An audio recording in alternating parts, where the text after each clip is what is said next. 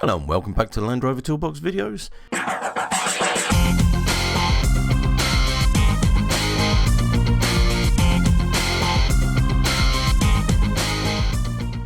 Today I'm going to show you changing a diesel filter. This is a one-piece canister type which you'll find on the TDI engines in different positions depending on vehicle. Plenty of manufacturers make filters for vehicles, and Delphi is a well-known diesel specialist. On the bottom of a canister filter you'll have a water drain off, which you need to drain the water out of the filter every now and then because that's what it's designed for.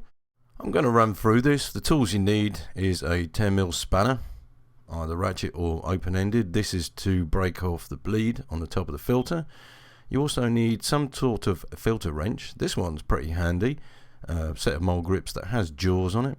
It's adjustable and you can grip a filter and pull them off.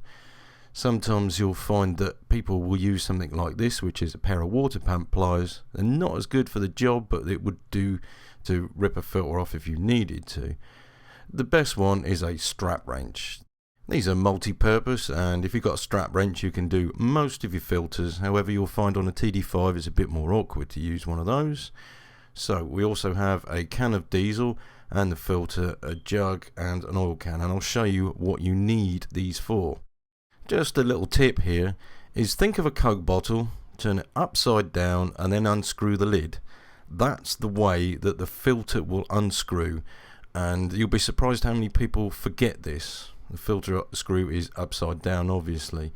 Right, so I've actually cracked it off, trying to recover the tool, which is not being successful, and then winding it off by hand. I've got a baking tray here which I borrowed out of the kitchen temporarily. Well, it won't actually go back into the kitchen, but this is a messy job. You'll have diesel full slightly, so I have a habit of wanting to look to see what has come out of the filter, if anything has been causing any problems. And if you can see in that canister there, in the tray I should say, that what you have is bits and pieces. This has actually come out of the fuel system somewhere. Not a good sign. However, that diesel you don't want to use again. However, the diesel can. I'm going to be filling this up so we can prime up the diesel filter. Priming the diesel filter or the canister filter will save a lot of time and effort instead of having to use the fuel lift pump to prime it up. So basically what we do is to prime the filter up this way, or charge it if you like, so it has a full head of diesel.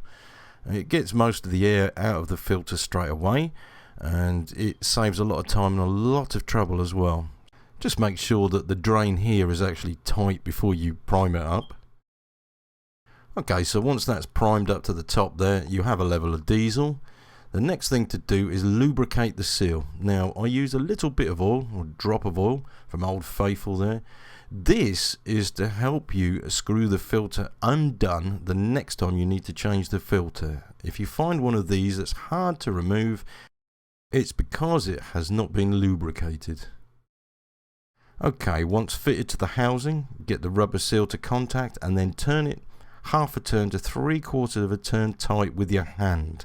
It's easy to do and no more than that, and you don't want to use a strap wrench to do it up any further. There's no point. They will stay tight. Okay, so that's done that bit. Fuel lift pump is here, which is the 200, 300 TDI, and in the same position as the naturally aspirated diesels. Generally what you have is a priming lever here. Now it should be in the rest position or the locked position, and you push it downwards to prime. So you should be able to move it and it will prime the filter up.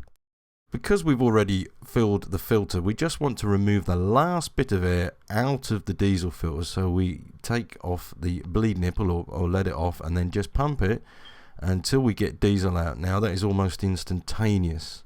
To be honest with you, you don't even need to bleed it with a primed filter. However, if you've got it empty and prime it, it will fill up.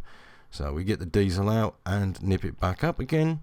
Now the diesel, the fuel system is ready to go. The 200, 300 TDIs, they can tolerate air in the system and still start. A diesel filter will be changed at least once a year or 12,000 miles, whichever comes first, or even earlier if your quality of fuel is poor.